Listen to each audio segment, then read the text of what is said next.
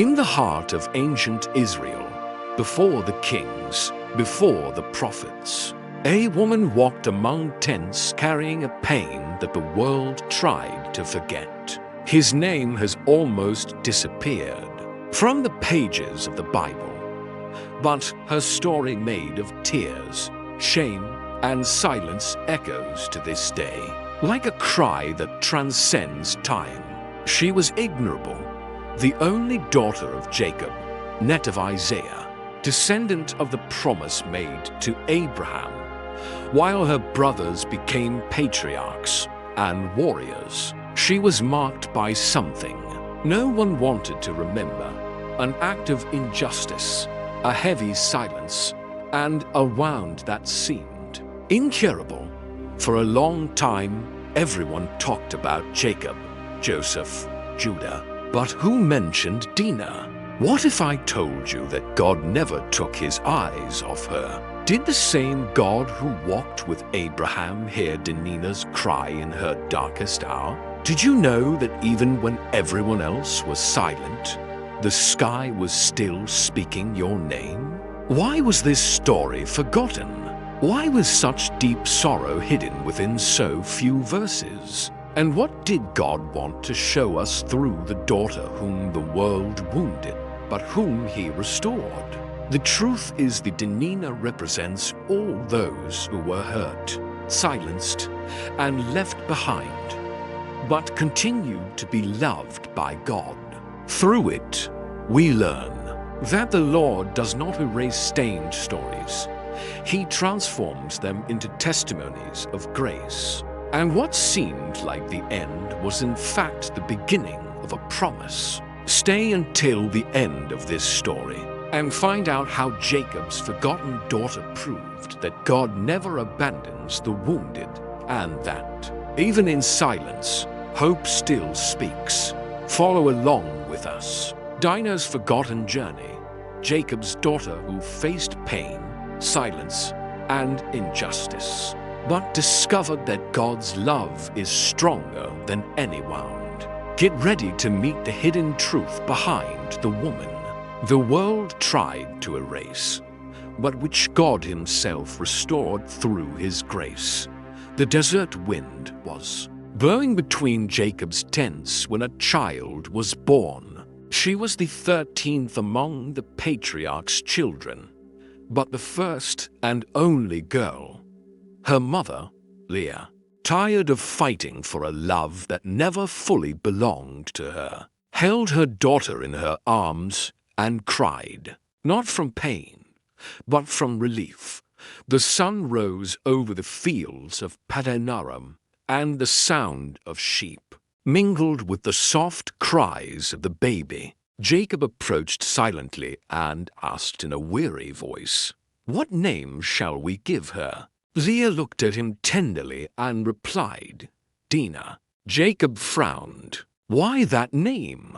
"Because it means justice," she said. "May the Lord do justice to my weary soul." In those days, names carried destinies. Each of Jacob's sons bore a story born from his mother's sorrows. Reuben, "The Lord saw my affliction." Simeon, "God heard." Levi, "Now my husband will be joined to me." Judah, "This time I will praise the Lord." But when Leah gave birth to Dinah, there was no more dispute, only resignation. She asked not for love, nor for victory. She asked only that God would see her heart and do justice. Leah was a woman marked by rejection. From a young age, she was given to Jacob by mistake and lived in the shadow of Rachel, his beloved wife. While Rachel faced the pain of not being able to bear children, Leah faced the pain of bearing children without being loved.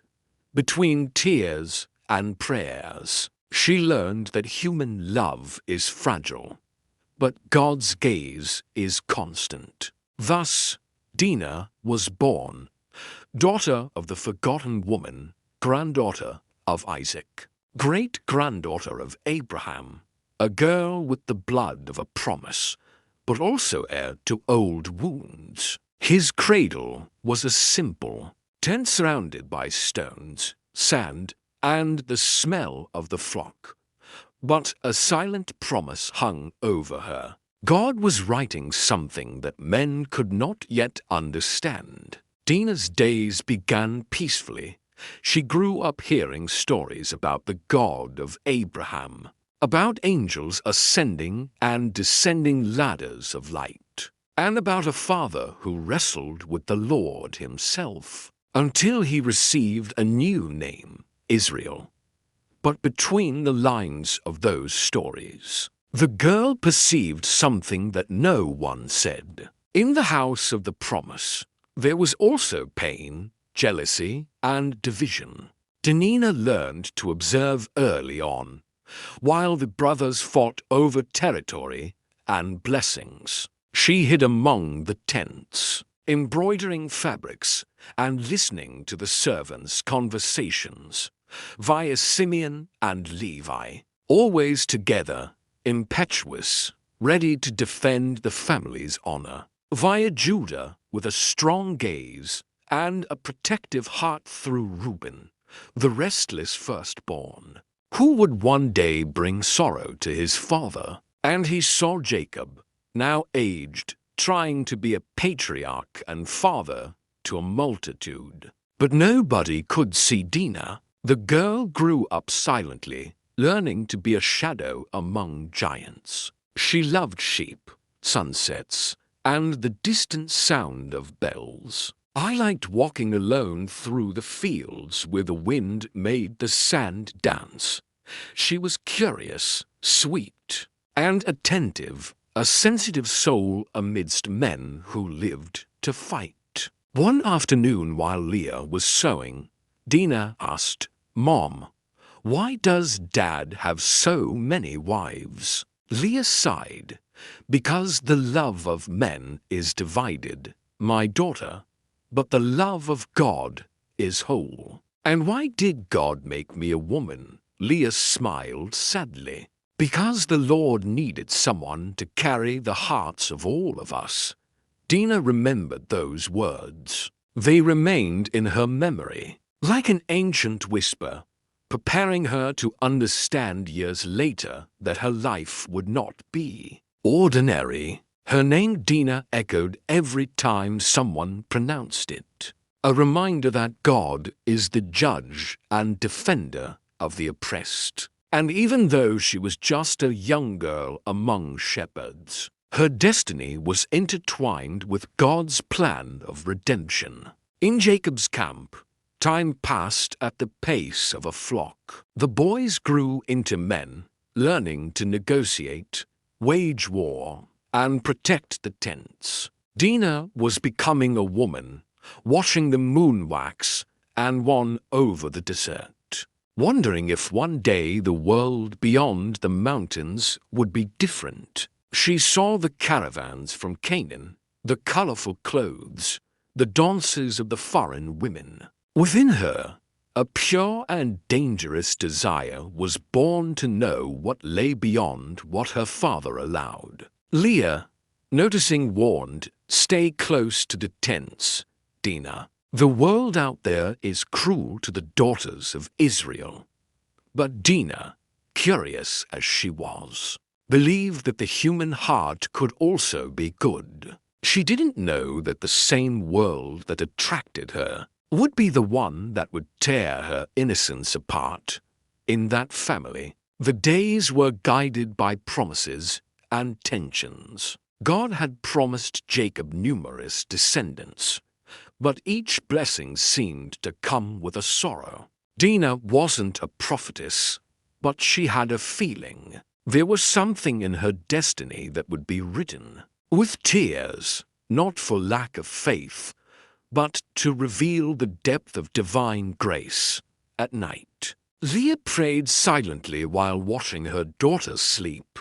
"Lord," she murmured, "may her name not be remembered for shame, but for your righteousness." And while the lamp's flame flickered in the tent, It seemed as if God himself answered in a whisper of the wind. "I heard you, woman, with tired eyes, and even if the world silences you, I will give you a voice in due time." Dinah grew up with this sacred premonition, loved by God, but forgotten by men. And so, amidst the sound of the wind and the lowing of the sheep, a story was born that would span centuries. The story of a woman who would be wounded by the injustice of men, but healed by the justice of God. But that name which meant justice would one day be shouted amidst the most cruel injustice. And only then would heaven reveal why she had been called Dinah.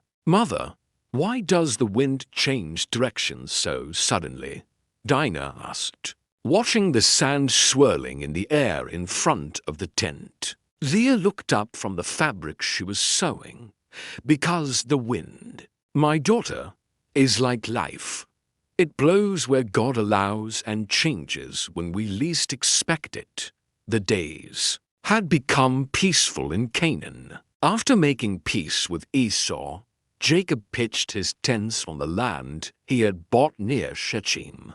The sheep grazed in wide fields. The servants worked with joy, and it seemed that at last the house of Israel breathed rest. But Dinah's heart still sought something she couldn't even name. Among the tents, the noise of the brothers was constant. Simeon and Levi were arguing about who would tend the flock furthest away. Reuben was teaching Joseph how to tie the leather of his sandals. Judah made even the most serious servants laugh. Each one had strength and temperament, and all in some way wanted to prove to their father that they were worthy of the blessing. Dinah, the only girl, watched everything in silence. She learned handcrafting from her mother, spinning wool and baking bread. But what she enjoyed most was listening to the stories Jacob told her at night by the fire. "Father, is it true that the angel wrestled with you?" she asked once, her eyes shining. Jacob smiled slightly, as if remembering an old pain. "That's true, daughter, and I left limping but blessed." Sometimes God touches us and leaves marks, so that we never forget that he was there. These words remained etched in Dinah's heart. Perhaps that is why she saw in her mother's scars and her brother's rigidity not only harshness, but also memories of encounters with God. The girl grew up, and in time she transformed into a curious and beautiful young woman. Her face resembled Leah's when she was young, but her gaze had something of Jacob's, steady, deep, restless. The days in Canaan were simple. Dawn arrived with the sound of shepherds calling their flocks, and dusk came with the smell of burning wood. The stars filled the sky with promise, and ancient songs were sung by servants around the fire. But while everyone seemed content with that pace of life, Dinah felt her heart beat faster every time she saw the lights of the city of Shechem in the distance. "Mom, what are the girls like there?" she asked one day while combing her long hair. "They are different from us," Leah replied hesitantly. "They dress ostentatiously, walk freely in the streets, and do not know the God who protects us. But they seem happy," Dinah murmured. "Not happy, my daughter, just distracted." "There's a difference," Leah replied, trying to hide her concern. Dinah didn't insist, but her gaze remained fixed on the horizon. She wanted to see, to hear, to know. She wanted to talk to other women, to discover what lay beyond the tents and the stories that always ended at the same point. God is faithful, but the world is dangerous. One morning as he went out to fetch water, he met Judah returning from the field. "Sister, why do you always have that distant look in your eyes?" he asked, smiling. "Because I keep thinking about what it would be like to live in a place with different streets, houses, and voices," she replied. Judah gave a short laugh. "The cities are very chaotic. It's safer here. Father says that the daughters of Israel must be protected, guarded, or imprisoned." Dinah murmured almost without realizing it. Judah frowned. "Prisoners? No one here is a prisoner. Dinah, the world out there isn't for us." She lowered her eyes. But her heart did not obey. Weeks passed. Jacob's reconciliation with Esau brought peace, but also a certain emptiness. The patriarch spent more time in prayer, asking God for guidance. Leah took care of the house, and the older sons went away on shepherding trips. Dinah became increasingly alone. Sometimes I would talk to God in the early hours of the morning. "Lord, what do you want from me? Why do I feel this desire to see what lies beyond here?" And the wind blew, carrying away the words and returning only the sound of silence. Her heart was torn between obedience and curiosity. She knew the world could be cruel, but the unknown called to her like the distant song of a flute. One night he heard the Canaanite women laughing in the distance. "Mom, listen," she said excitedly. "They're singing." Leah looked out of the tent, worried. "They are the daughters of the earth. Stay inside."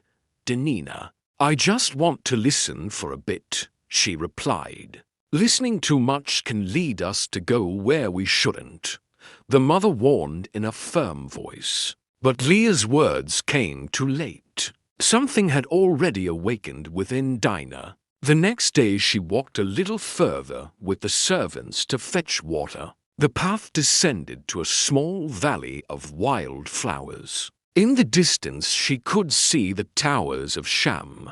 The wind carried the scent of incense and the sound of women's voices. Dinah closed her eyes for a moment and imagined herself among them, dancing, laughing, talking without fear. "One day I'll meet them," he murmured. "What did you say, Mom?" asked one of the servants. "Nothing. I was just talking to myself that night." Sleep wouldn't come. The mother's words echoed. The world out there is cruel to the daughters of Israel. But there was something stronger than fear, a silent calling, a curiosity that grew like a hidden flame.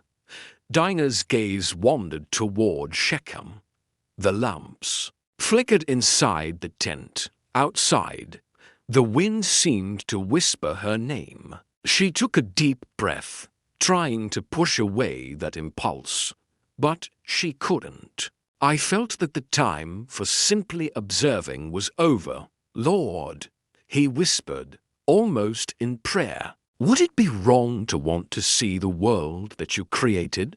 The silence answered. And in that silence, destiny began to move. "Tomorrow, just for a moment, I'll go beyond the tents," she said, gazing at the moonlight, bathing the dunes. And the wind seemed to agree. "Just one step," I thought. "Just one step outside the tent," Dinah murmured. "But sometimes a single step changes a whole life." "Will it really only be for a moment, Dinah?" asked the servant, holding the clay pitcher by the well. "I just want to see the women of the city," she replied, adjusting the veil on her head. "I promise I'll be back before sunset." The sun rose brightly, scattering golden light over the fields of Canaan. In the distance, the walls of Shechem rose, imposing and vibrant. The city seemed to pulse like a heart, full of voices, smells, and colors that contrasted with the silence of the tents. Dinah took a deep breath. It was as if the whole world was calling to her. She walked among olive trees and vineyards accompanied by 2 servants. Along the way, she saw men selling spices, women with jugs on their heads, and children playing in the narrow streets. Everything was new, different, fascinating. "I've never seen so many people together," he said, his eyes wide. "And that sound, is it music?" "Yes, Mom. They play for their gods," replied one of the servants. "So there are many gods here?" Dinah asked. "Many, but none are like ours," the other replied in a low voice, afraid of offending. The laughter of the Canaanite women echoed through the alleyways. They wore colorful clothes, bright bracelets, and sweet perfumes. They gazed curiously at the foreign visitor with her fair skin and attentive eyes. "Come, sit with us," said one of them, offering fruit. Dinah hesitated for a moment, but curiosity got the better of her. She sat down and watched the dancing and conversations. It was a world of freedom, of expansive gestures, of cheerful voices. "Whose daughter are you?" one of the women asked. "I am the daughter of Jacob, a shepherd." Dinah replied with a slight smile, "From Israel, the one who bought land in the north." Another exclaimed, "We've heard of him. He's a blessed man."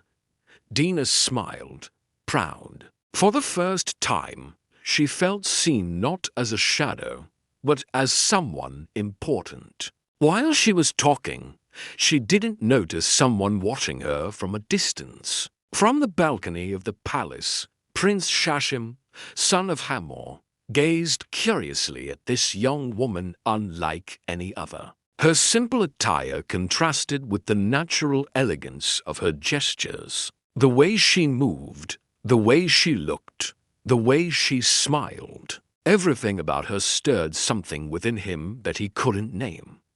"Who is that woman?" the prince asked a servant.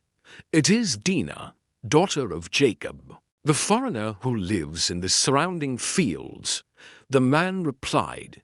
"Jacob's daughter." The prince repeated thoughtfully, "Bring me more information about her." Meanwhile, Dinah remained among the women, laughing and learning foreign songs. They talked about the moon, about weddings, about perfumes and fabrics. "Do you always live in tents?" one of them asked.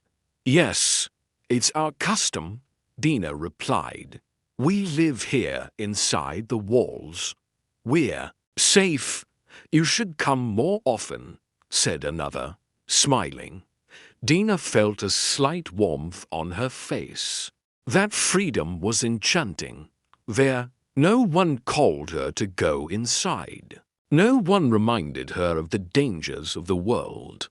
The hours passed quickly when she realized it. The sun was already beginning to set. She got up in a hurry. "I need to go. My mother will be worried. Come back tomorrow," the women shouted. "We'll show you the fair." Dinah nodded and left with the maids. But Prince Shechem did not take his eyes off her. Upon returning to the palace, he could still feel his heart racing. "Father," Hose said, entering the hall, "today I saw a woman unlike any other." "A woman," smiled the king. "I've seen many charm you. Son, not like her. She has something pure. She's the daughter of Jacob the foreigner.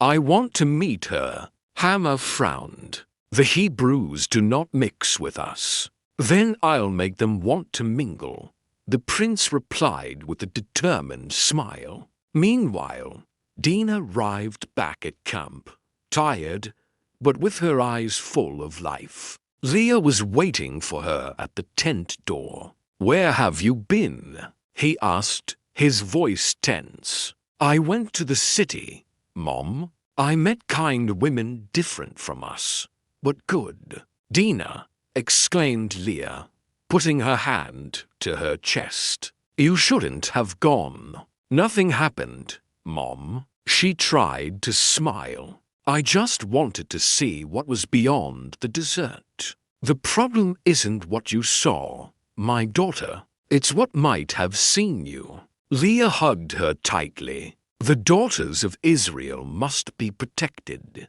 Dinah did not answer. She remained silent, gazing at the horizon. Deep in her heart, something new had awakened, a feeling that mixed enchantment and confusion. And far away, high on the walls, a man was thinking of her as if destiny had called him by name. In the following days, Dinah tried to continue her routine, but her mind always returned to that city. The colors, the scents, the smiles, everything seemed to call her back, and the prince, overcome by desire, began to search for a way to find her again. One afternoon, while taking fabric to dye with her servants, Dinah passed near the walls again. Suddenly she heard a voice. "Daughter of Jacob, is that you?" She turned around. It was him, the prince of Shechem. Dinah took a step back, surprised.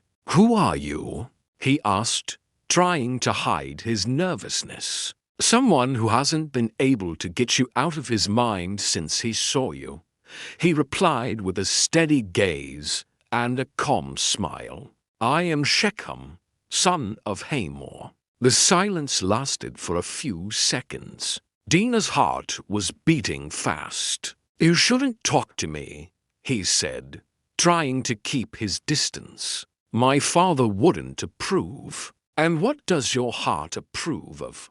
asked the prince, taking a step closer. She looked away. "I don't know." His voice softened. "Dinah, I don't mean to offend you. I just want to get to know you." She hesitated.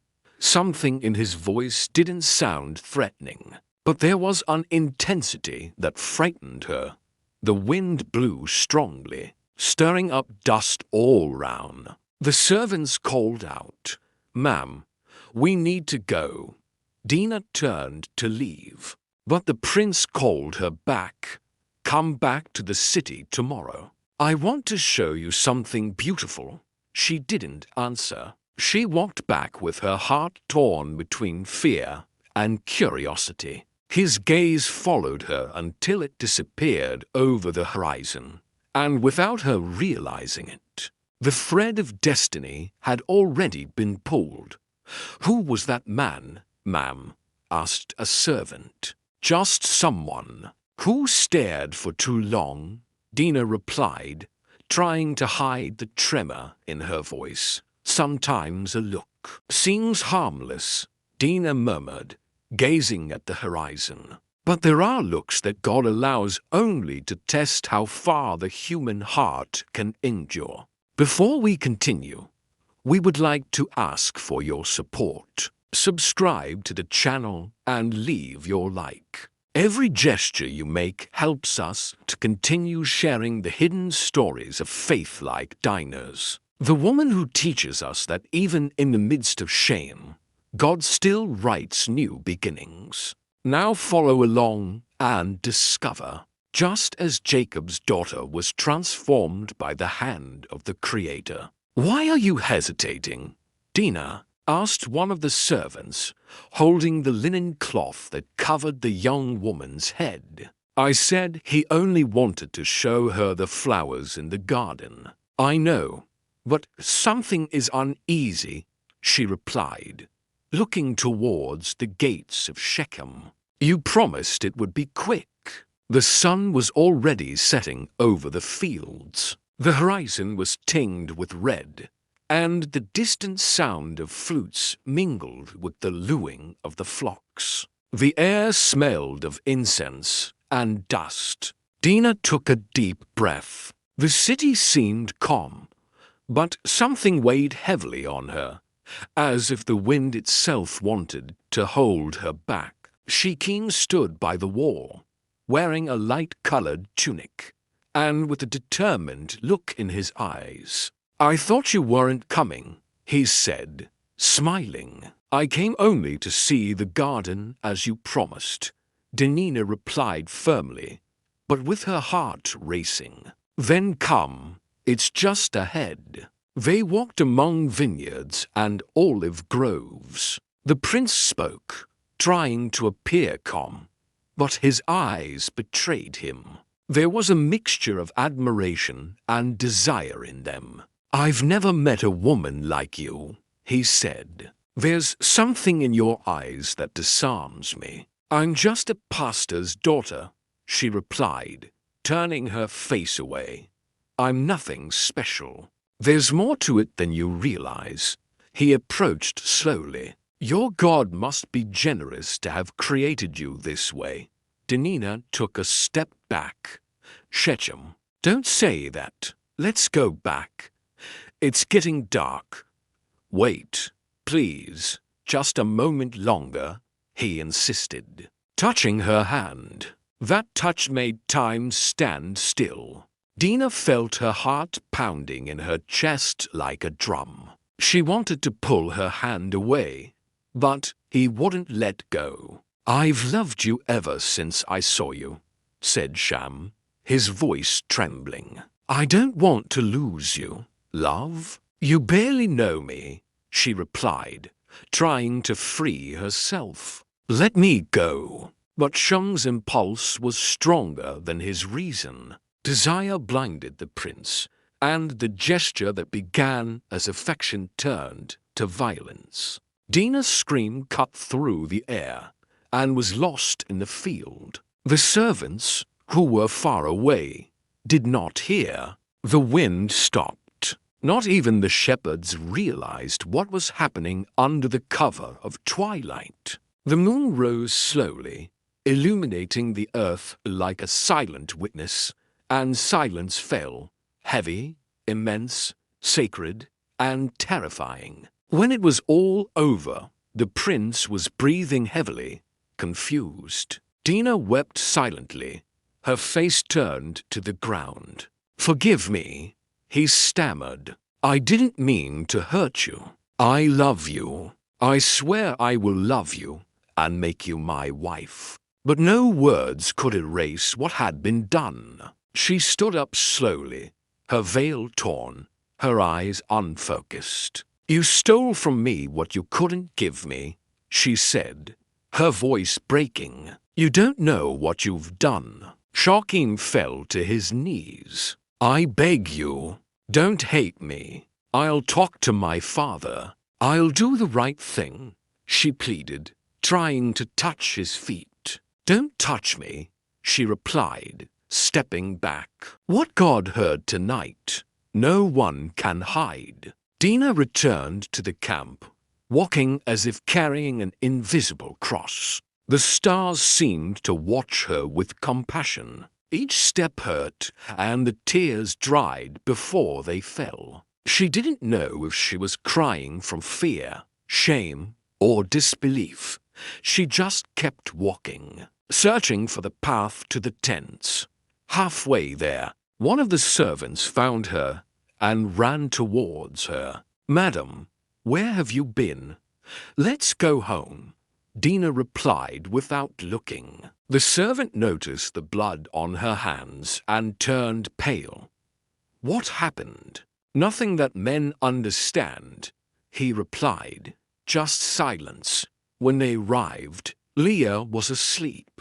Dinah entered the tent quietly. She washed her face, but the water in the picture seemed to burn.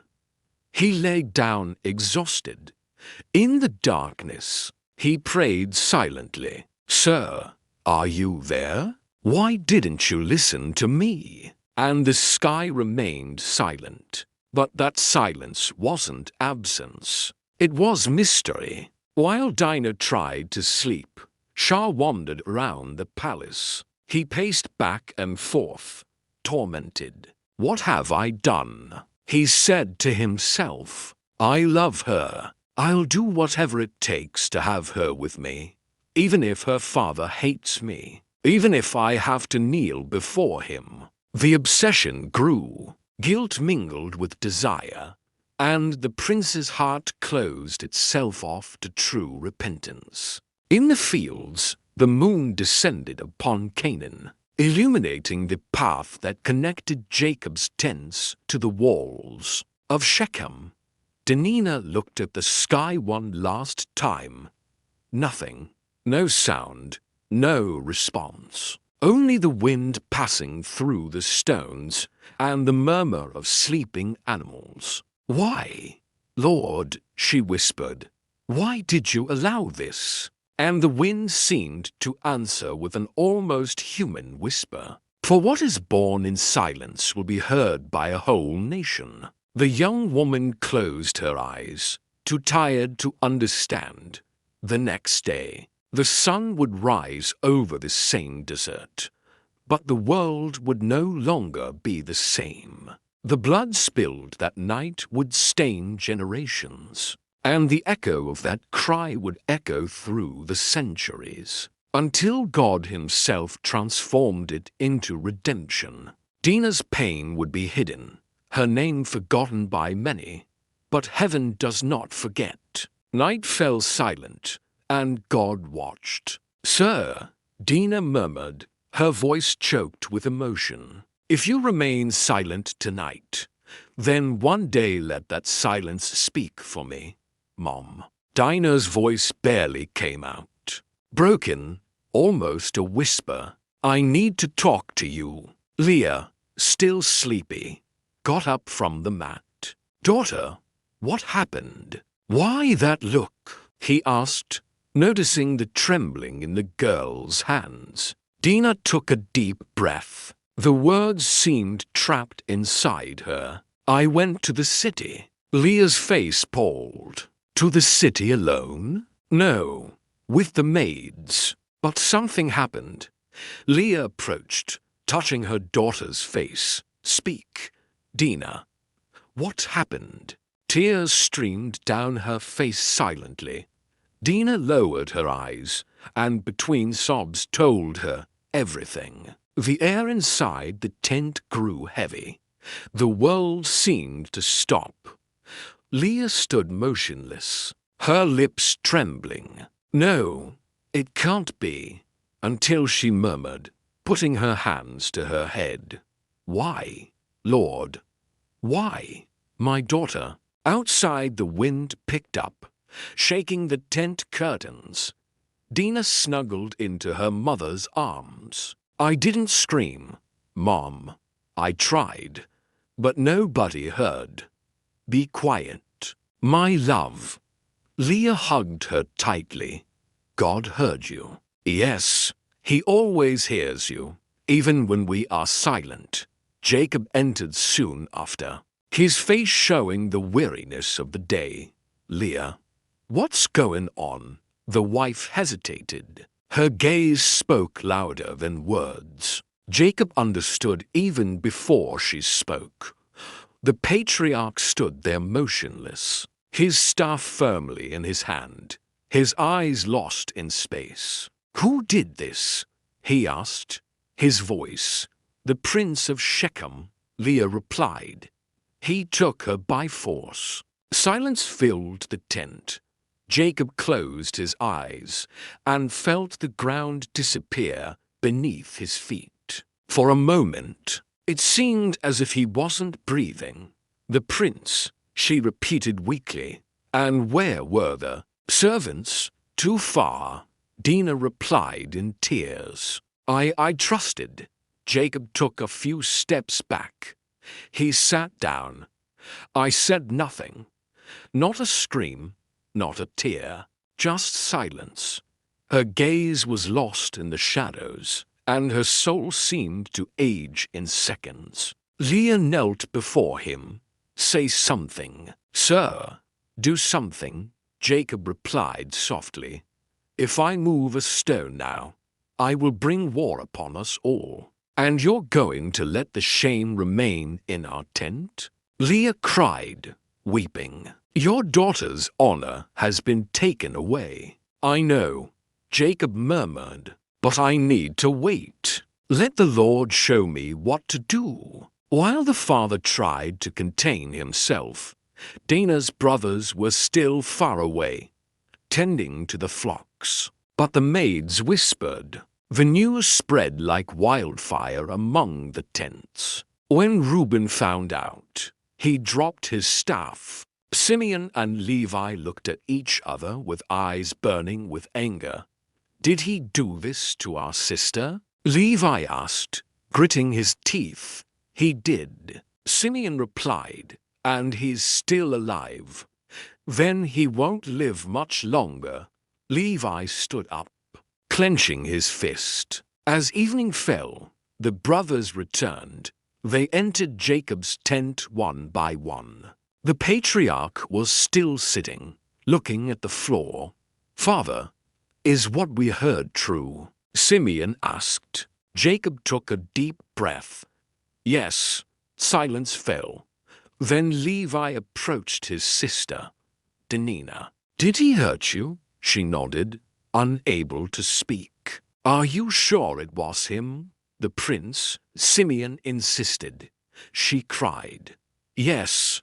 Levi looked at his brother. Then there's nothing to discuss. Levi, Jacob tried to say, raising his hand. Father, there's no point in talking. Simeon interrupted. He touched Israel's daughter. I know, son, but we need wisdom. Wisdom. Levi turned around. God's justice doesn't need words. It needs action. Jacob remained silent. Inside him, pain and fear fought. He knew that any rash action could destroy the house of Israel, surrounded by powerful nations. But the children weren't thinking about politics. They were thinking about blood. Dinah huddled in the corner of the tent. Leah covered her with a cloak and sat down beside her. Mom, will Dad hate me? She asked weakly. Never, my daughter. Leah stroked the young woman's hair. You are innocent. It was the world that erred, not you. Night fell outside. The men murmured in groups. The flames from the torches illuminated faces filled. With rage, Simeon sharpened the blade. Levi prayed softly, asking God to guide him in his vengeance. Brother, Jacob hesitates, said Levi. But I will not hesitate. Neither do I, Simeon replied. Let Shechem learn what it means to touch the daughter of Israel. Leah listened, terrified. You're not going to do anything crazy, she shouted, running towards them. Enough pain in this house already. Mom, he needs to pay. Levi replied without looking back. Pay with more pain? Is that what you want? Leah cried. Blood for blood. Simeon raised his eyes. Our sister's blood is already crying out from the earth, Mother. Someone needs to answer. Jacob came out of the tent and stood before them. Enough, he shouted, his voice echoing. Nothing will be done until I speak to Highmore. Talk? Simeon said sarcastically. Are you going to talk to the man who dishonored our sister? Jacob approached, standing firm. I am the patriarch of this house, and God will judge me if I act out of season. Silence returned, but it was a tense silence filled with suppressed anger. Inside the tent, Dinah was crying in her mother's arms. Mother, why has God become quiet? She asked. Has he forgotten me? Leah looked up, her eyes welling with tears. No, daughter. She held the young woman's hand. God never forgets. Sometimes he is silent, But it's only because he is preparing something we don't yet understand. Outside, Simeon and Levi walked away, talking in hushed voices. "Father can be silent," Levi said.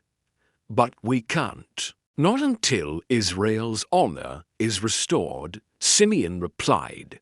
The night wind blew through the tents, extinguishing some of the torches. Leah closed her eyes and murmured, "Lord, do not let the hatred of the children destroy what remains of us." If the father chose silence, "Brother," Simeon said, his gaze hard, "then the blood will speak for him." "Horsemen are coming, Father," Reuben warned from the tent entrance. "They're coming from the city of Shechem." Jacob lifted his eyes from his staff. His face hardened. "Let them come. Then let them speak before the God who sees all."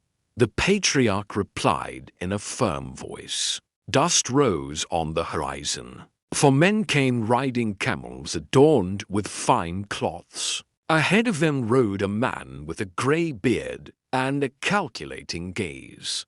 It was Hamor, the ruler of Shechem, father of the prince who had wounded Dinah. Behind them came Shechem himself, head bowed, with his royal robe torn in a sign of repentance. Leah watched from afar, her heart heavy.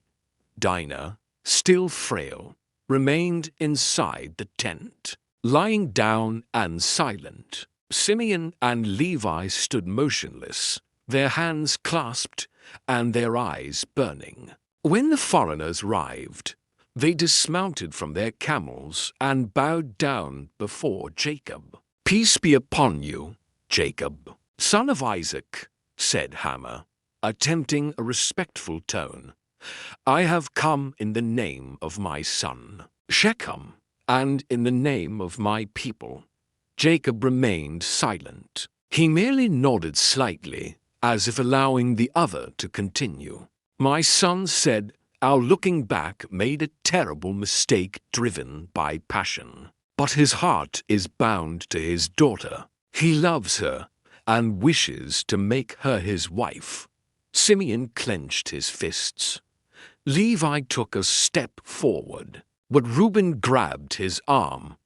Jacob kept his gaze fixed, expressionless. "We want to ask your permission," Hamor continued, "to unite our families in alliance. Let your daughters be ours and our daughters be yours. Let your sheep graze alongside ours. Thus we will live as one people." For a moment silence reigned. The wind rustled the tent curtains, and the distant sound of sheep seemed to come as an answer. Jacob took a deep breath but said nothing. It was Levi who broke the silence. "And you think, stranger, that gold and peace can wash away the blood of shame?" he said in a low, cold voice. I swallowed hard. "I'm not asking for payment. I'm only asking for reconciliation."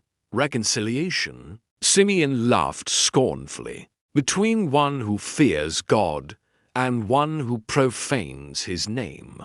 Jacob raised his hand, asking for silence. "You said what you had to say, Hamor. Let me listen to my heart as well before I answer." She then took a step closer, removed his cloak, and knelt before the patriarch. "I have sinned," he said. "I do not deny what I did, but I swear before your God that I love Dinah. I do not want forgiveness. I want union. Ask for whatever you want. Land's silver flocks, and I will give it to you if you allow me to marry her." Leah, hidden behind the curtain, covered her mouth to stop crying. Dinah, lying down, closed her eyes. Each word sounded like an open wound. Jacob watched the young man kneeling. There was something sincere in his words, but the weight of sin was greater than any promise. The patriarch turned his gaze to Simeon and Levi. "What do you say, children of Israel?"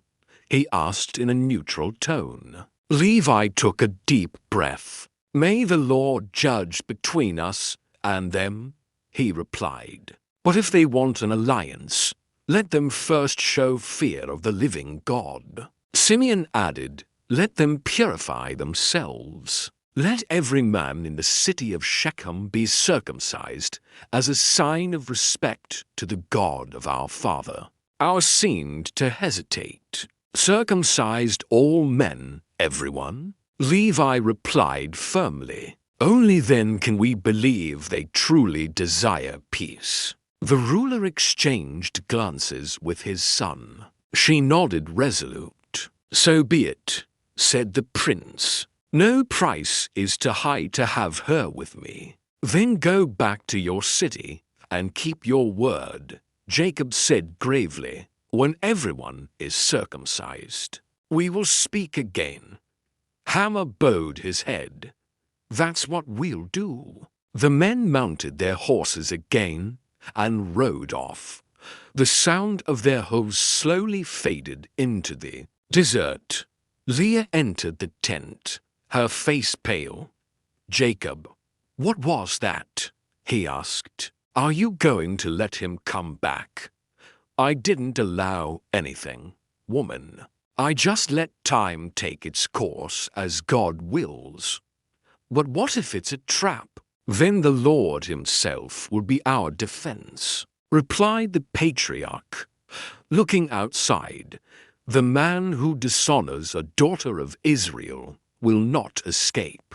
Divine justice." While Jacob was speaking, Simeon and Levi silently walked away to the edge of the camp where the wind was strongest. They accepted. Levi said with a half-smile. "Yes," Simeon replied. "They will go and be circumcised." Levi nodded. "Then we'll wait 3 days, and the blood will speak for us." "Brother," Simeon said, his gaze fixed, "your father may think this is faith, but what is to come is not faith. It is justice. Justice or revenge?" Levi asked. "When it comes to our sister, it's the same thing." Inside, Dinah heard distant voices and closed her eyes. She didn't know what her brothers were planning, but their tone frightened her. Leah knelt beside her daughter and hugged her. "Everything will be all right, my love. God is with us." "Mother," Dinah whispered, "what if men's forgiveness is a lie?" Leah took a deep breath. "Then the Lord will reveal what is hidden behind their words." Outside, twilight was falling. The sun hid behind the mountains, tinging the sky red, the same red that in a few days would cover the land of Shechem. 3 days, Levi, Simeon said coldly. "And when the 3rd day comes, forgiveness will have another name." "Is everything ready, brother?" Levi asked, adjusting his leather belt as the sun rose behind the mountains. "Yes," Simeon replied. "They believe that tomorrow we will be one people. Little do they know that this covenant does not come from God." Jacob's camp was silent. The women tended the flocks. The servants cleaned the jars. And Dinah remained tucked away in the tent, unaware of what her brothers were plotting. Jacob, weary, prayed alone. He asked God for discernment, but the sky seemed to quiet. That same day, the men of Shechem gathered in the city's square. Hamor, the ruler, stood on a stone and addressed the crowd. "Men of Shechem, the sons of Jacob, are making a covenant with us. Their daughters will be our wives, and our daughters will be theirs. We will have peace and prosperity." A murmur spread among the people. "And what is the price of this alliance?" asked one of the elders. Hamor raised his arm. The price is simple. All men must be circumcised, as a sign of their loyalty to their God. For a moment there was silence. Then voices began to agree. If this unites us with the Hebrews, it's worth it, said a merchant. Yes, they have many herds and lands, replied another. We will be stronger together. The people applauded. Prince Shechem smiled, believing that God's blessing was near. While the city prepared for the rite, Simeon and Levi watched from afar on a hill. They actually believed it. Levi said, his contempt barely concealing, "That's how men's pride becomes a trap." Simeon replied, "Justice begins when the deceiver is deceived. Justice or revenge?" Levi asked. Hesitating for the first time, Simeon took a deep breath. The difference lies in the heart. Brother, and mine has been wounded too much to distinguish one from the other. In the afternoon, Hamor and Shechem returned to Jacob's camp. They brought gifts, fine fabrics, perfumes, olive oil, and silver. Jacob received them seated, flanked by his sons. "We have brought what we promised," said Hamor. "Our men are ready for the signal from your God." Jacob observed the faces of Simeon and Levi. They maintained a steady gaze, disguising the fire of their anger with a semblance of false peace. "If you do as we say," Levi replied, "we will be brothers before the Lord." "So be it," said Hamor. "May this alliance bring peace forever." Shechem approached Jacob and spoke with emotion. "I love Dinah, and I swear to treat her with honor.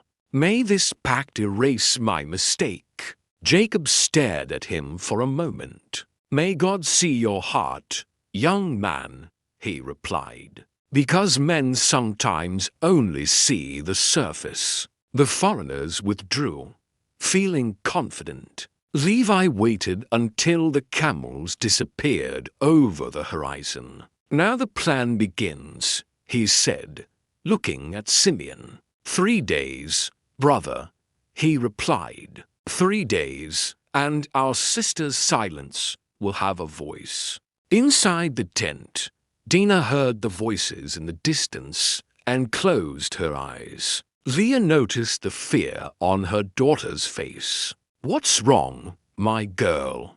"I don't know, Mom, but I feel like something terrible is about to happen." "God will not allow it," Leah replied, trying to believe what she was saying. "Trust him. He sees everything." In the city, the men prepared for the ritual. The sound of tools echoed through the streets. Shechem watched everything with pride, certain that he was building a future. At that very moment, Simeon was sharpening his sword in the shadow of a stone. Each movement was cold, precise, silent. Levi approached. "Have you really decided to do this?" "I decided the moment I saw Dinah come back with her face covered in shame." He looked up. "That image won't leave me alone. What if the father finds out? Then I will say that it was God's will." The sunset tinged the sky red, and the wind carried the distant scent of the city. Simeon stood up and wiped the blade with a piece of linen. "Father thinks we're waiting for a voice from heaven," he said, "but heaven has already spoken within me." Levi looked at him in silence. He knew that nothing would stop his brother anymore. "What if Dinah finds out?" he finally asked. Simeon replied, his gaze fixed on the horizon. "She doesn't need to know now. Let her cries be heard first by the blood of the guilty." While his sons plotted, Jacob prayed alone before the makeshift altar. "Lord, guide my steps," he said. "Do not let hatred destroy what you have promised." But the Lord remained silent, observing the divided heart of a father and the growing fury of his children. On the third day, when the men of Shechem were weakened by the pain of circumcision, the guards slept, and the streets were quiet. The winds blew gently as if announcing a false peace. Simeon stood up, put his sword at his waist, and looked at Levi. "Are you ready?" "I always have been," replied the brother, his gaze cold. "May the Lord do what he sees fit." Night fell over the camp. Dinah dreamed restlessly, and Leah prayed in tears. In the darkness, two shadows emerged silently, disappearing among the hills towards the city that trusted them. 3 days of sorrow, brother, Simeon said somberly, and tomorrow, when the sun rises over Shah, peace will have another name. "It's time, Levi," Simeon said softly as the cold wind cut through the silence of the early morning. "I know," replied the brother, fastening his sword to his belt. "Today, the land of Shechem will feel the weight of justice." The moon was still high in the sky when the two emerged from their tents. No torches were lit. Only the pale light of the sky guided their steps. The sound of their sandals on the sand was the only noise. The other brothers were asleep, and Jacob prayed alone, unaware of what was about to happen. At the top of the hill, Levi looked out over the sleeping city. The walls were quiet, the gates ajar. "They are weak," he murmured, "all wounded by circumcision. They will not raise their hands." "Then now is the time," Simeon said. "Not even God himself will stop the sword tonight." They descended the stones in silence until they reached the first walls. The smell of incense mingled with that of fresh blood. Inside, the men of Shechem groaned in pain. No guard watched over the gates. "How ironic," said Levi with a half-smile. "Circumcised by the faith they pretended to have. And they will die without knowing that the faith they swore was merely bait." Simeon replied. They entered the deserted streets. The houses were dark, and only the distant sound of groans broke the air. The first man they saw was trying to get up, clutching his stomach. Levi looked at him without pity. "Through our sister's tears," he murmured, "the sword will speak." The blow was swift. The dry sound of steel echoed off the walls. Simeon advanced down another street, striking the second, the third, the fourth. Blood spread like a river over the stones. The moon, a silent witness, reflected the glint of the blades. The women were screaming. Children were running. Simeon did not back down. Neither did Levi. They entered the houses, breaking down doors, burning cloaks, tearing curtains. The smell of smoke and blood rose to the sky. In the palace, Hamor awoke, startled by the sound of screams. "What is this?" he asked, trying to stand up. A servant entered trembling. "Sir, it's the Hebrews." Hamor grabbed his sword, but it was too late. The door burst open and Simeon emerged. "Covered in blood, the father of Shechem," he said. Looking at him, the man who bargained for the honor of Jacob's daughter, Al raised his sword. "Listen, young man, I wanted peace. Peace cannot be bought with deceit," Simeon replied, and the sound of the blow resounded like thunder. In the next room, Shechem awoke to the noise. He staggered, wounded, and found Levi at the door. "What are you doing here?" asked the prince, confused. I thought you came to seal the pact. Levi looked him in the eyes. I came to seal it, yes, but with blood. Shechem stepped back. Why? I loved your sister. I wanted to make amends. What is done with passion, but without purity destroys? It doesn't heal. Levi continued, and love born of guilt doesn't redeem the shame it caused. The prince tried to say something, but the blade had already fallen. Outside, flames were spreading. Simeon came out of the palace and saw Levi standing there, his gaze fixed on Shechem's body. "Is it done?" he asked. Levi nodded, but his face was pale. "Yes, but inside I feel like something died with me." Simeon wiped the blood from his sword. "Don't think, just feel the duty fulfilled." The other brothers, hearing the commotion, arrived and found the city in ruins. Reuben looked horrified. "What did they do?" "Justice," Simeon replied. "Those who harm the house of Israel deserve what they got. This isn't justice. It's a massacre," Reuben shouted. "Father will never accept it." "Whether the father accepts it or not," Levi said, turning his back. "At least now the earth has heard the cry that Dinah kept in her heart." Back at camp, Dinah stood at the entrance of her tent, gazing at the horizon. The wind carried the distant scent of smoke. "Mom, what is that smell?" he asked. Leah tried to hide the truth, but her eyes betrayed her. "It's the city, daughter." Dinah lowered her head. "What did they do?" "Nothing we can undo," Leah replied, her voice trembling. Dinah walked to a nearby rock. She stood in silence, watching the sun rise. The clouds turned red as if the sky itself were weeping. She remembered her father's words, "I will wait for God's timing." But now I saw that the men had not waited. Simeon and Levi arrived later, sweaty and covered in blood.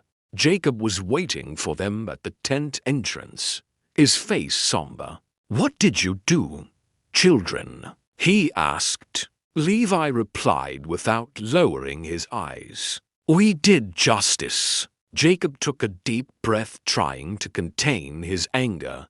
"Justice? You have made my name hateful among the peoples. They will come against us." "Let them come," said Simeon. "It is better to die fighting than to live with the shame of our sister." Jacob turned around, distressed. "You don't understand.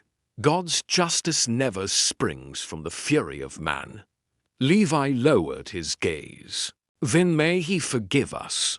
Night fell again over Canaan. Dinah stayed outside, gazing at the stars. In his chest, there was no relief, only emptiness. The blood of their enemies had not washed away the pain. It had only transformed it into another kind of silence. Leah approached, covering her with a cloak. "Daughter, come and rest." "I can't," Dinah replied, her eyes welling with tears. "The sound of the swords is still inside me." The wind blew, and the campfire flickered. Far away the city burned, and the echo of screams mingled with the sounds of the desert. "Mother," whispered Dinah, looking at the dark sky, "is the silence of God worse than the cries of men? What have you done, my sons?" Jacob's voice echoed through the camp as the sun rose, reddened like an open wound. Simeon and Levi were still covered in dust and blood. Their swords, now sheathed, dripped with the remnants of the previous night. Levi lowered his head. "We did what needed to be done, Father." Jacob took a step forward, his face contorted with despair. Was that necessary? You destroyed an entire city. You killed our Shechem and all the men of that land. Simeon stared at him intently. They touched our sister. The honor of Israel could not be bought with silence. Jacob raised his staff, and now their blood cries out from the ground. What answer shall I give to God?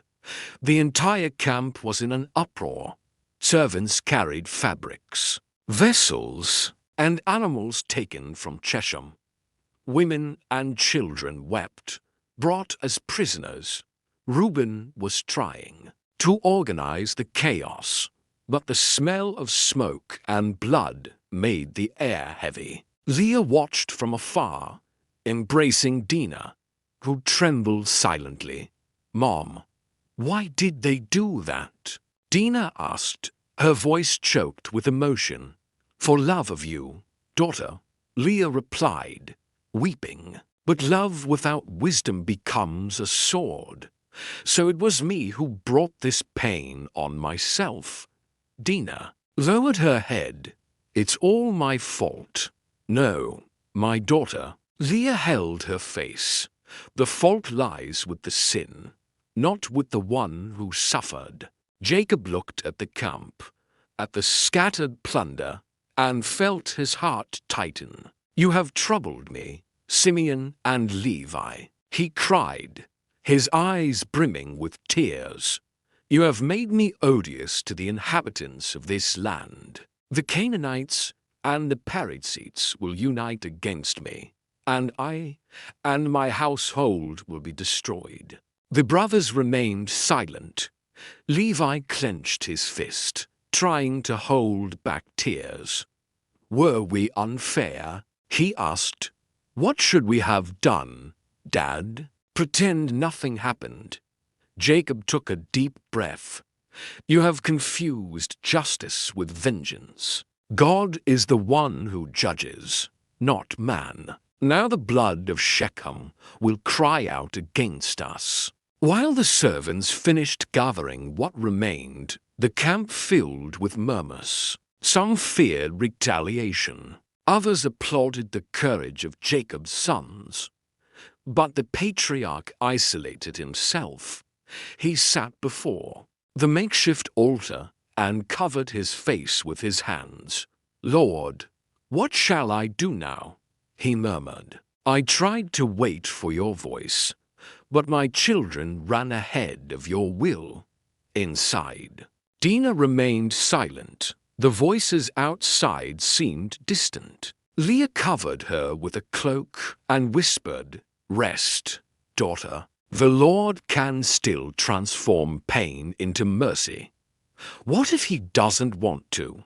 Dinah asked, tears welling in her eyes. "What if he remains silent forever?" "God is never silent forever," Leah replied. "Sometimes he waits for the right moment to speak." Simeon entered the tent hesitant. "Mom, I need to see her." Leah stood up, her harsh gaze unmistakable. "Haven't you done enough already?" "I just want to say that I did it for her," the son replied, looking at Dinah. "I couldn't bear to see her humiliated." Dinah watched him sadly. "Brother, what you did didn't bring back my honor. It only took away the peace of our home." Simeon tried to answer, but his voice failed him. He left in silence, leaving only the sound of heavy footsteps on the sand. Outside, Levi approached Reuben. "Father will never understand," he said, gazing at the distant hills. "He understands more than he lets on," his brother replied. "He only fears that the blood of the dead will bring more war upon us." "War?" Levi sighed. "Perhaps that's exactly what's coming." Evening drew to a close. The sun bathed the tents in golden light, and weariness weighed heavily on everyone. Jacob gathered his sons before him. "Listen to me," he said in a grave voice. The surrounding nations will know what you have done. They will come against us, and we will have to flee. Judah tried to speak. Father, we can fight if necessary. No, Judah, Jacob replied. The battle that is coming is not with swords, but with hearts. Dinah listened to her father's words and felt her chest tighten. He left the tent and looked at the horizon. The mountains seemed distant, shrouded in mist. Lord, what do you want from me? She whispered. How many more will bleed because of my pain?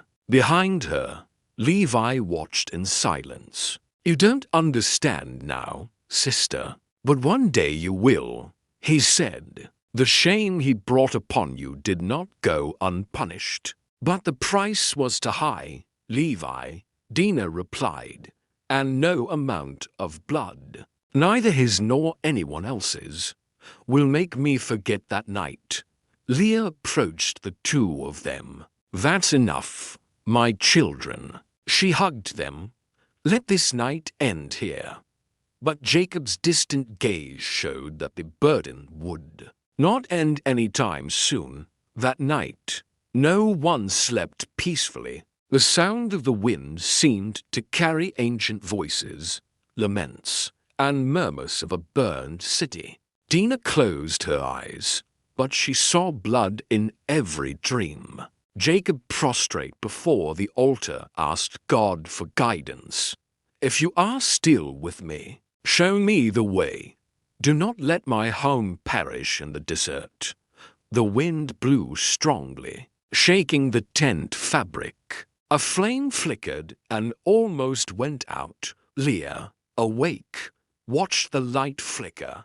Lord, if you are still with us, speak even if it's just a whisper. But the only sound was that of the desert, calm, cold, and heavy like fear. Father, Dinah said softly, looking at the nearly extinguished embers. Does God still speak when the ground is covered in blood? Father, are you still awake? Dinah asked, seeing Jacob sitting at the entrance of the tent, his eyes fixed on the almost extinguished embers. Yes, daughter, he replied without looking away. When the heart is heavy, sleep flees. The morning wind blew cold. The camp still smelled of ash and regret. The men were exhausted, and the women were trying to rebuild their routine. The massacre at Shechem had left a silence deeper than any night in the desert. Dinah approached and sat down next to her father. Are the brothers asleep? Jacob asked. They sleep, but they have no peace, she replied. No one does. Jacob nodded slowly. Guilt is a burden that a man cannot bear without falling to his knees. For a moment they were silent. The crackling of the fire was the only sound. Then Jacob closed his eyes. The wind stopped, and amidst the silence, a soft yet powerful voice pierced the air. Arise, Jacob, go up to Bethel and build an altar there to the God who appeared to you when you were fleeing from your brother Esau. Jacob shuddered, his face lit up as if waking from a deep sleep. Dad, Dinah asked, startled. What happened? He looked up, his eyes welling with tears. God spoke to me. His voice trembled. He hasn't abandoned us yet. Leah, awakened by the noise, left the tent. Jacob, what happened? The Lord commanded me to go up to Bethel, he replied. We must build an altar there and purify this house. Leah held his hand, crying with relief. So he still speaks to us. Yes, said Jacob, and now we need to listen to him. At dawn, the patriarch gathered the whole family in front of the main tent. The sun rose behind the hills. and a gentle breeze drifted through the camp. "Listen to me, my sons," Jacob began, his voice firm. "The Lord has called me. He says we must go up to Bethel." Reuben stepped forward. "Beth? The place where the Lord appeared to you, father?" "Yes," Jacob replied. "That place where I dreamed of angels ascending and descending a ladder of light. Now he wants us to return." Simeon lowered his head. "And what should we do?" "Purify yourselves," Jacob said. "Put away the foreign gods that are among you. Wash yourselves and change your clothes. The Lord does not dwell where there is defilement." Leah looked at the women who had been brought from Shechem. They exchanged embarrassed glances and began to remove amulets, clay idols, and necklaces with Canaanite symbols. Levi watched in silence. Jacob approached him. "Son, it's time to clean the hands that held the sword." Levi swallowed hard. "I did it for Dinah." "I know," the father replied. "But now, for God's sake, do it." One by one, they all brought pagan objects and placed them before Jacob. The patriarch dug a hole under a large tree and buried them. "Let everything that has separated us from the Lord remain here," he said, "and let only what is pure go up to Bethel." Dinah watched from afar, her heart heavy. She saw in her father's gestures a hope she hadn't felt in a long time. That purification also seemed to wash away the weight in his chest. Levi approached her holding a picture. "Here, sister," she said in a gentle voice. "Wash your face." She accepted, plunged her hands into the water, and let it run down her face. "Perhaps this is the first time the water hasn't burned," he murmured. Levi smiled for the first time since the massacre. As evening fell, a feeling of lightness filled the camp. The campfires burned brighter. Jacob, kneeling before a stone, prayed, "Lord, thank you for still looking at me. I was weak. I let fear and hatred rule this house. But your calling is stronger than guilt. Guide us, and do not let the blood of the past erase your purpose." Leah approached, kneeling beside him. "Jacob, I haven't seen you talk to God like this in a long time. It's just that I had forgotten what it's like to hear his voice," the patriarch replied, moved. "Now I remember that there is no healing without an altar." The hours passed. Dinah sat alone facing the field, gazing at the stars. Leah approached and sat down beside her. "Daughter, your father believes this new path will bring peace. And you, Mom, do you believe it?" Leah took a deep breath. "I believe that God can transform even what has been desecrated. Only He can give a new name to what the world has called shame." The wind blew strongly, carrying the distant sound of sheep. Jacob stood up and called out in a loud voice, "Get ready. Tomorrow we're leaving for Bethel." Levi and Simeon looked at each other. "Bethel," said Simeon. "Perhaps that's where our father will find what we've lost." Levi replied in a grave voice, "Or perhaps that's where God shows us how broken we need to be before we can be healed." That night, the camp slept in silence. But in the heavens, the Lord was preparing a new beginning. The path to restoration would no longer pass through swords or tears, but rather through an altar of faith. "Father," Dinah said, gazing at the brilliance of the stars, "will God also hear the silence of a daughter in Bethel?" "When will we leave, Father?" asked Reuben. holding his staff. "Today," Jacob replied, his gaze determined. "The Lord has commanded it, and we cannot delay." The sun was still rising when the camp began to stir. The women gathered the fabrics, the men rounded up the flocks, and the children watched the activity with curiosity. But before continuing his journey, Jacob stood up before them all and raised his voice. "Listen, before we go up to Bethel, we must purify ourselves. No idols, no objects from the land of Shechem should remain with us." The people looked at each other in silence. "Bring me everything that belongs to the strange gods," he continued. "Bracelets, necklaces, statues, amulets. Everything must be handed over." The women began to come one by one, dropping before him small clay idols, rings with symbols, and carved stones. Even some servants, ashamed, brought talismans they had hidden. Leah walked over to her husband and placed an old necklace she had brought from her days in Padanaram on the cloth. "It's part of the past," she said, lowering her eyes, "and the past needs to be left in the dust." Jacob nodded. God wants a pure people, not adorned with memories that offend him.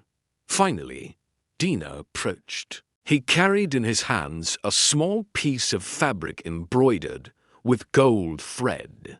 Inside it, he kept a bracelet that the women of Shechem had given him on the day he went to the city. She stood still for a moment, looking at the object. "It's just a memory," she said quietly. Leah placed her hand on her shoulder. "Daughter, even memories need to be washed away when they bring pain." Dinah took a deep breath and let the cloth fall at her father's feet. Jacob gathered all the belongings and dug a hole under a large tree near the camp. There he buried everything, covering it with earth and stones. "May this place be a testament to the fact that we have chosen the true God," he declared. Then he ordered everyone to wash their clothes and bathe in the river that ran to the north. The people obeyed. Men and women entered the cold water, washing their bodies and souls. Dinah was the last to approach. He stood by the river, watching the flickering reflection of his own image. For a moment, he seemed to see not only his face, but everything he had lost. Levi, who was nearby, hesitated when he saw her standing there. "Sister, aren't you coming in?" "I'm afraid, Levi," she replied. "Afraid that the water will show me what I don't want to see." "Then let her carry what you can no longer bear," said the brother, extending his hand. "The Lord commanded us to purify ourselves, and this also applies to you." She looked him in the eyes and took a step forward. The water touched her feet, cold but calm. Dinah slowly submerged herself, and tears mingled with the current. Leah watched from the bank, praying silently when the daughter emerged. She was breathing with difficulty like someone being reborn. "Mother," Dinah whispered, "I thought God wouldn't hear me anymore. He never stopped listening to you." "Daughter," Leah replied, smiling through her tears, "it was you who stayed silent for too long." Dinah looked up at the sky. For the first time since the tragedy, he prayed in a low voice, "Lord, I do not ask for revenge. I only want peace. May your name erase my fear. May your love wash away what the world has stained." The wind blew across the river. The sun reflected on the water as if God himself were answering. Levi and Simeon watched from a distance, and one of them murmured, "She looks like a different woman." "No," Levi replied, it's the same. Only now her burden is light. When everyone had finished, Jacob called his family together and said, "Now we can move forward. No harm will befall us as long as we are guided by the one who called us." The people began to walk, leaving behind the place where the idol slept underground. Dinah looked back one last time. "I'm never going back to Shechem," he murmured. "I left everything I was there." Leah, standing beside her, smiled. "And from now on, you will be what God wants you to be." As they climbed the path that led to Bethel, the air seemed different. The weight of guilt gave way to a new, almost divine lightness.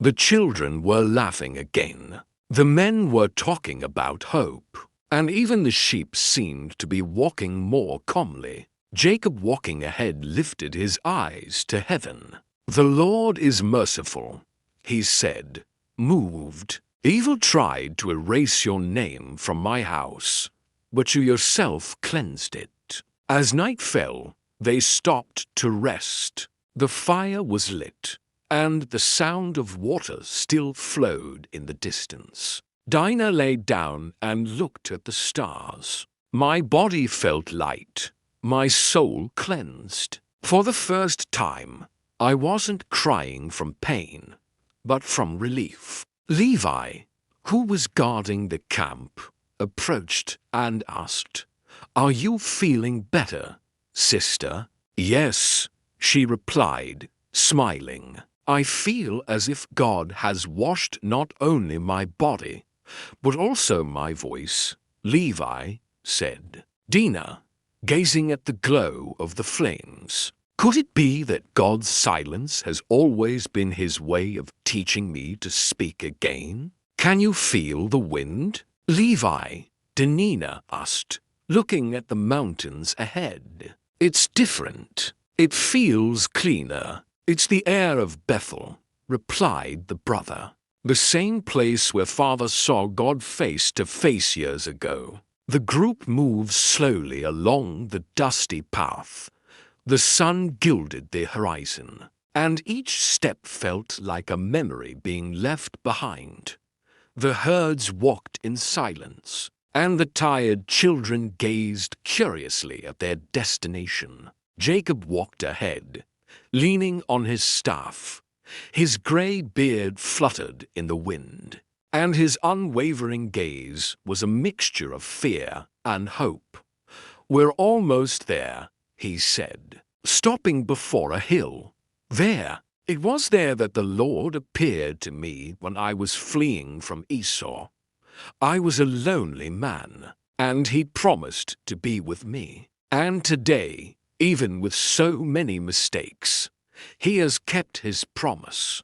The crowd stopped. No one dared to speak. The silence seemed like reverence. Jacob knelt down and began to gather stones one by one. "Here I will raise the altar to the God who has never abandoned me," he declared. Leah approached and placed a stone next to the others. "This will be the place where God will wipe away our tears." Simeon and Levi brought more stones heavy with hands wounded from their work. "Father, what will you call this altar?" Levi asked. Jacob lifted his face, his gaze fixed on heaven. "El Bethel," he said in a firm voice, "the God of the house of God." They all watched him in silence. Dinah, standing behind her mother, felt her heart pounding. She had avoided looking up to heaven for so long.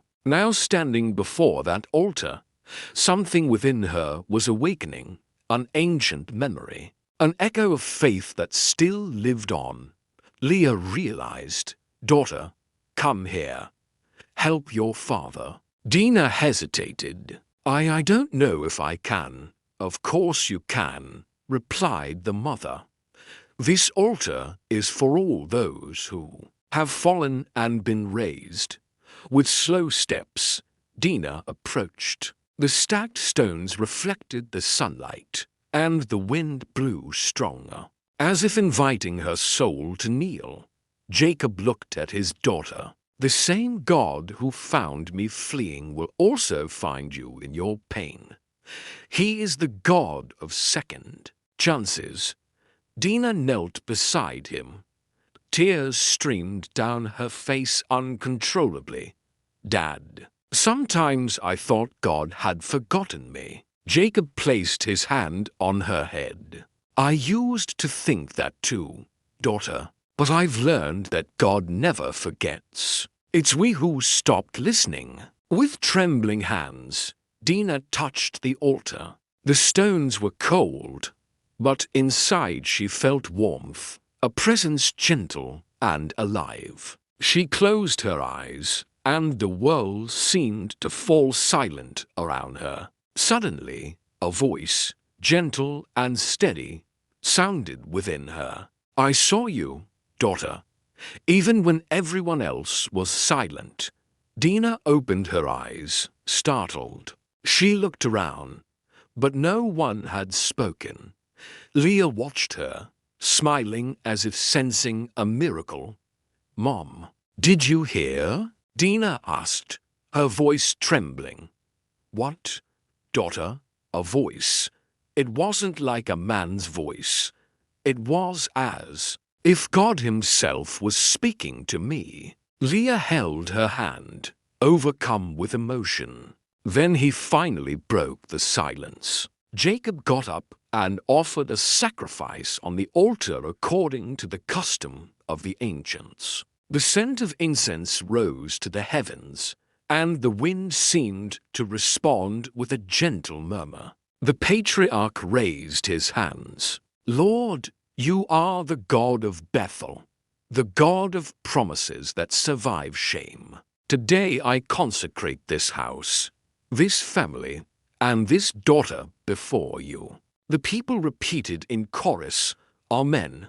The sound echoed through the hills.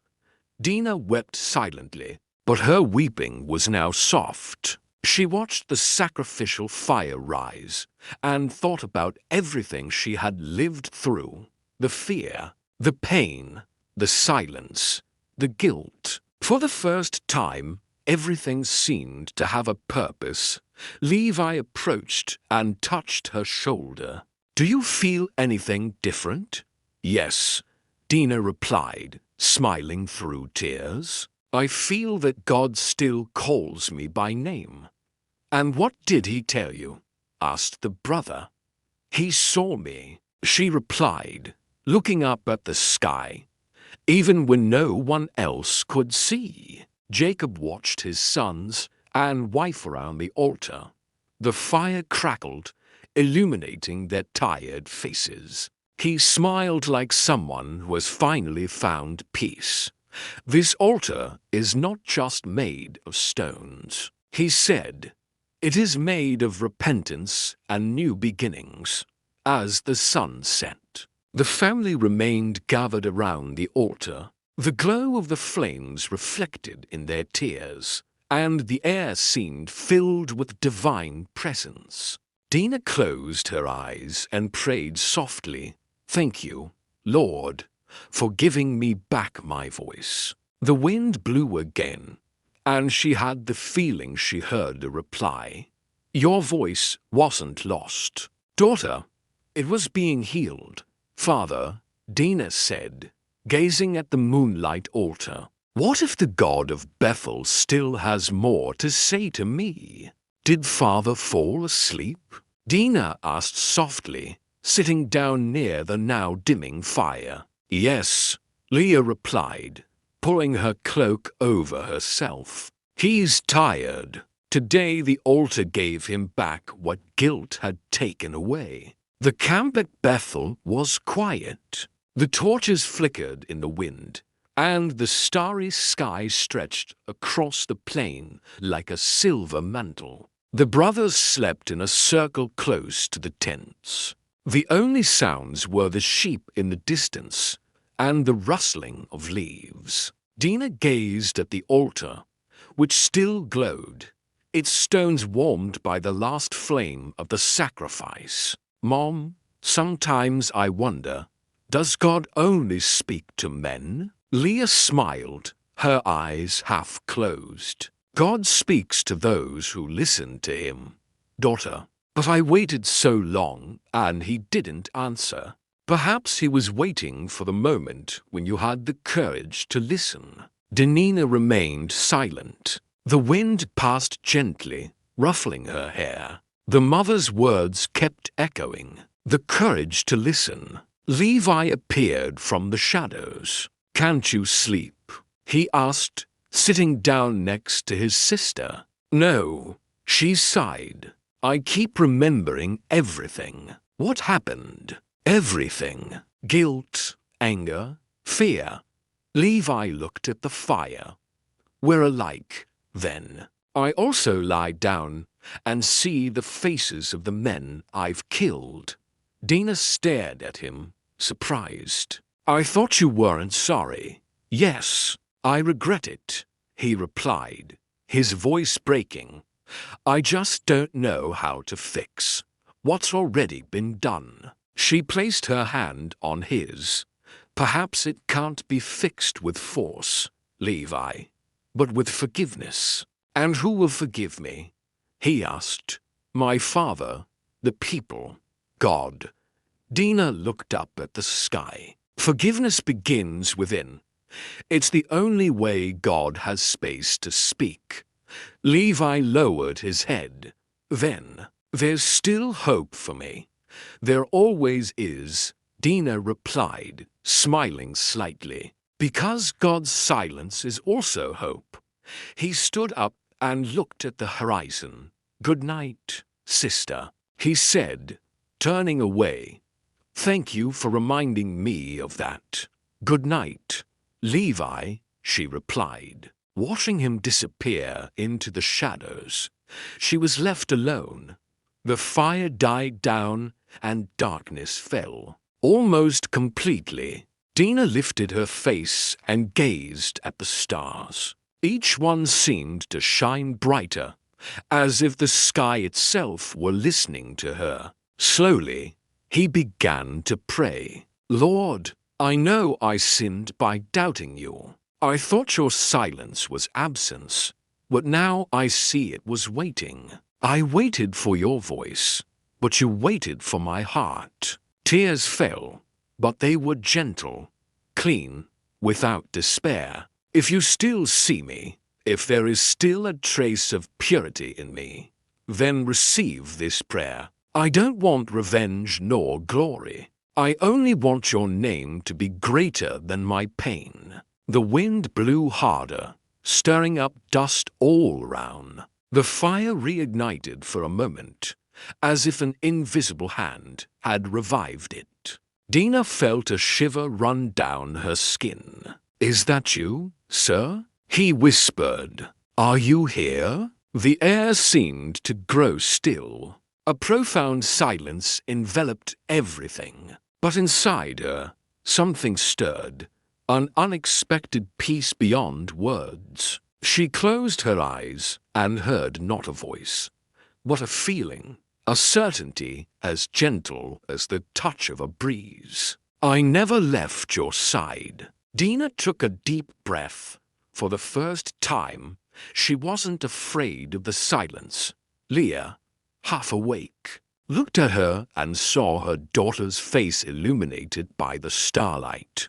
"Are you all right?" "My daughter?" "Yes, mother," Dinah replied calmly. "I think I understand now what God wanted to teach me." "And what was it?"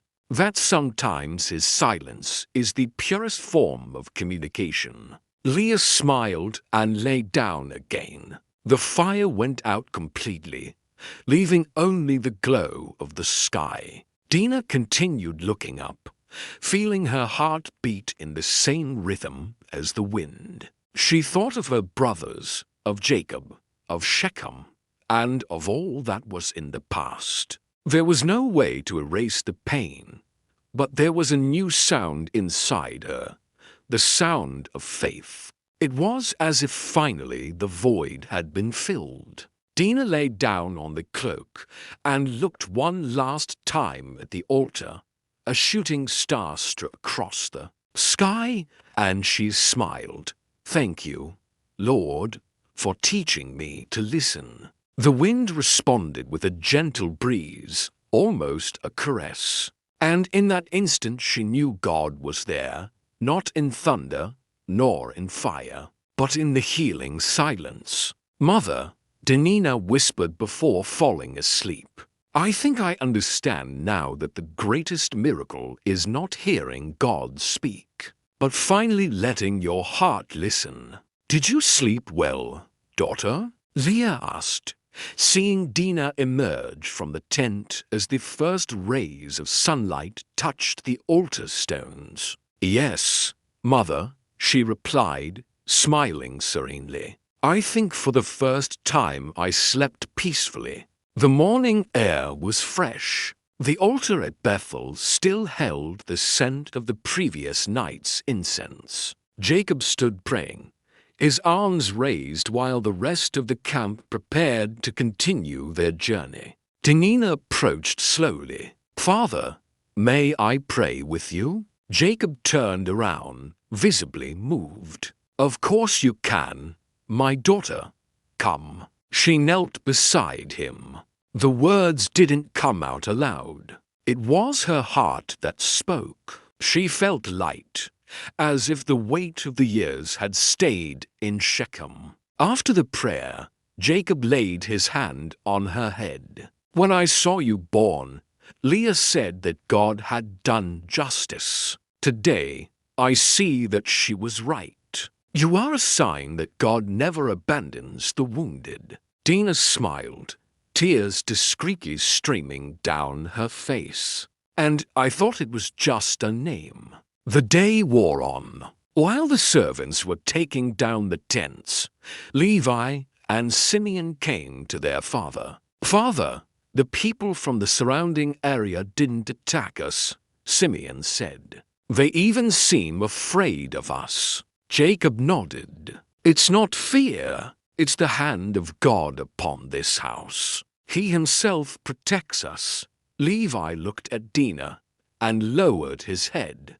"Father, forgive us for what we did in Shechem." Jacob sighed.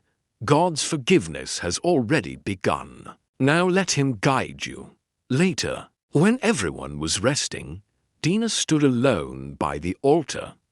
The wind blew, ruffling her hair. Suddenly, she heard a soft sound, like a distant chant.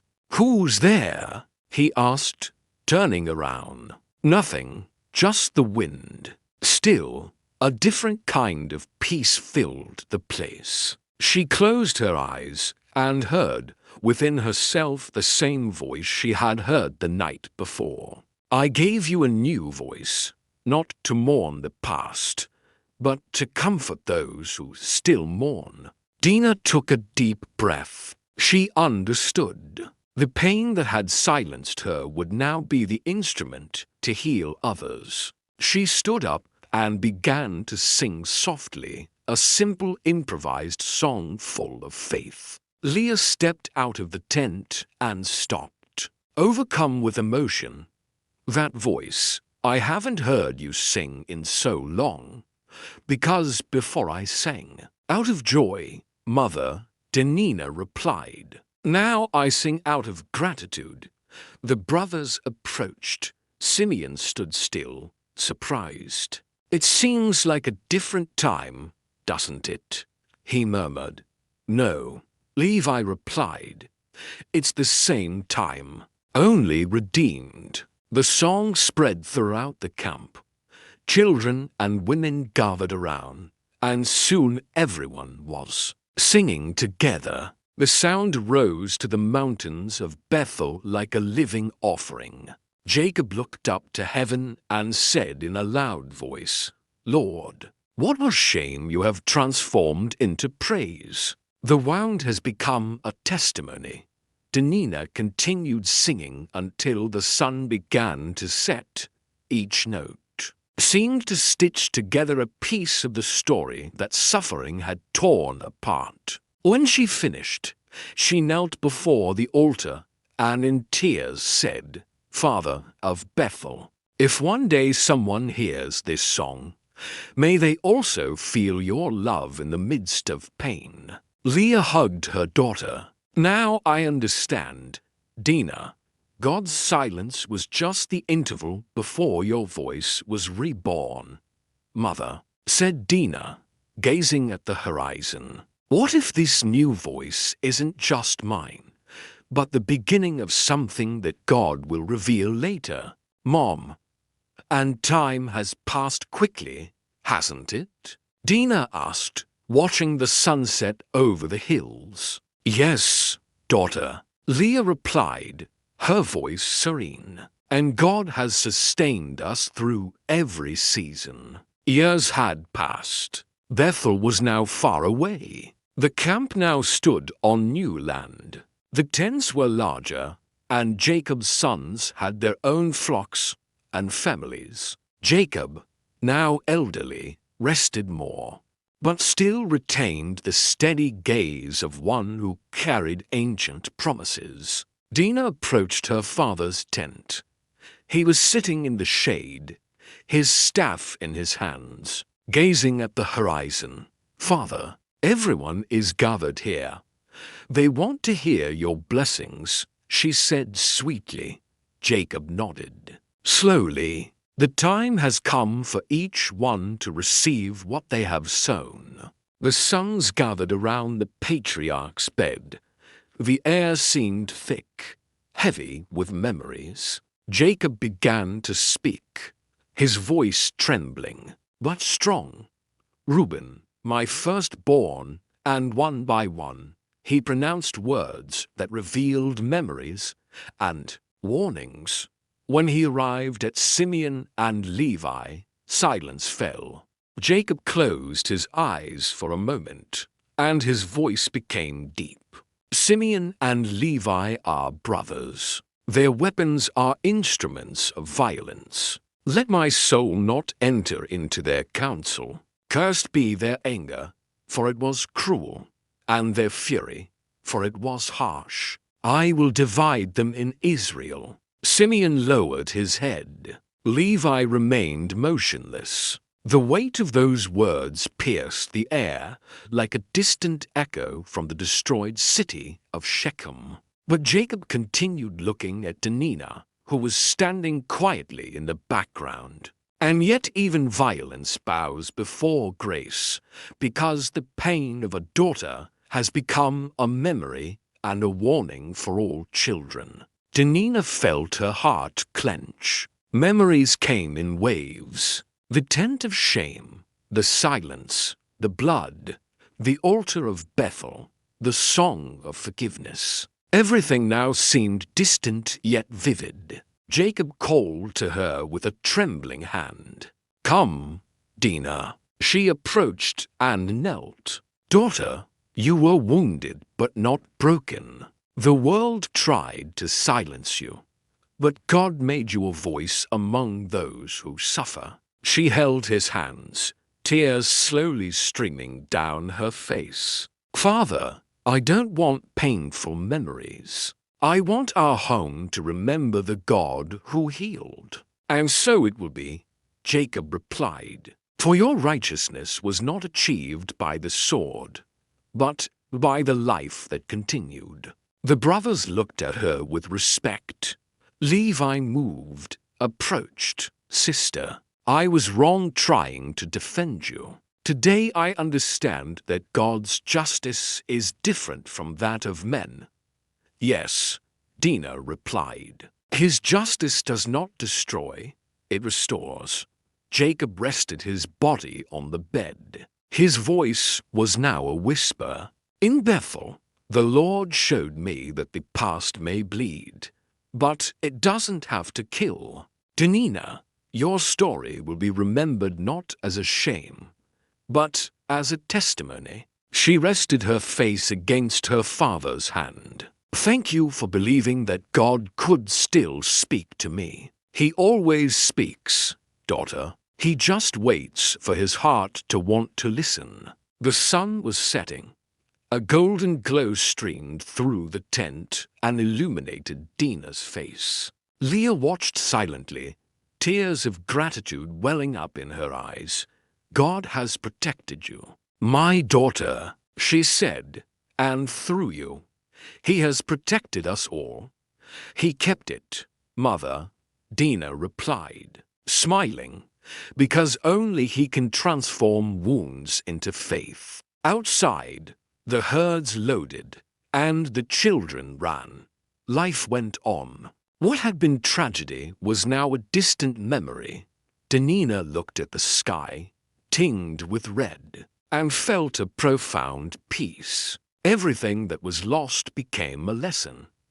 What was silence became song, and what was pain became voice. Jacob breathed deeply at peace. The God of Bethel is faithful, he murmured. He keeps his promises even in ruins. Dinah nodded, holding his hand. The Lord has healed what the world destroyed, Father, and that is the justice that remains. The wind blew through the tent, extinguishing the last flame of the lamp.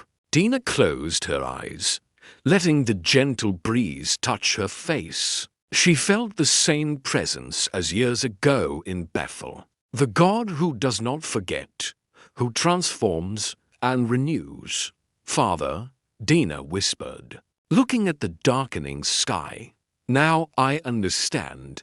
Living was the judgment, and forgiveness was my justice. Time has passed, but Dinah's story lives on, not only in the scriptures, but in the hearts of all who have ever been hurt, silenced, or forgotten. Dinah represents every soul whose voice has ever been silenced by pain.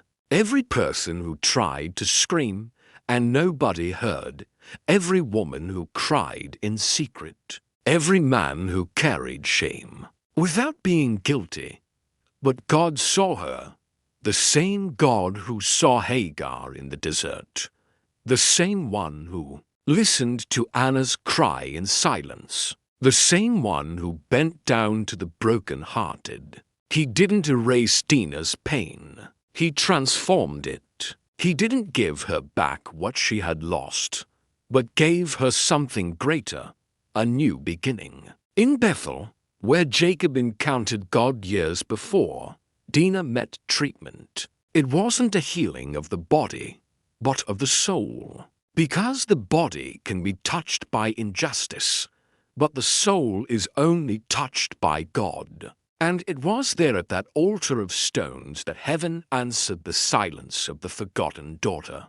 I saw you even when the world silenced you. Dinah's pain is the voice of all who suffer, but his faith is a reminder that no suffering is invisible to the eyes of God. He transforms humiliation into hope, silence into witness, wounds into a source of compassion. Many look at history and remember only the violence of Simeon and Levi.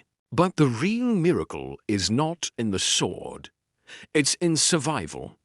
Dinah lived, and for her, living was the greatest act of faith. She teaches us that justice is not about destroying those who have hurt us, but keep walking healed from within until God Himself becomes our comfort. Today, when we look at the pain we carry, we can remember Dinah, because she is the portrait of those who suffer but do not give up. Those who lost something but found God in the midst of the ruins. Those who have learned that divine love is stronger than any shame. And if the world tries to silence your voice, remember Dinah. Her silence echoed for generations. And in that echo, God Himself spoke. The secret to Dinah's story is this. Her silence was the way God chose to shout to the world that He never abandons the wounded. Final message for our lives. Life can hurt us. Time can silence us. The world can forget us.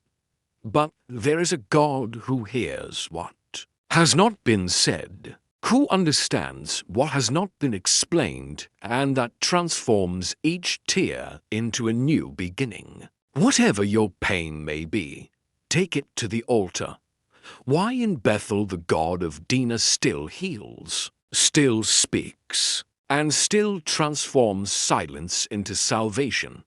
If you enjoyed this story, other videos of biblical stories and extraordinary characters will appear on your screen. Click to watch them and delve even deeper into these journeys of faith and overcoming adversity. And, of course, don't forget to subscribe to the channel and leave a like.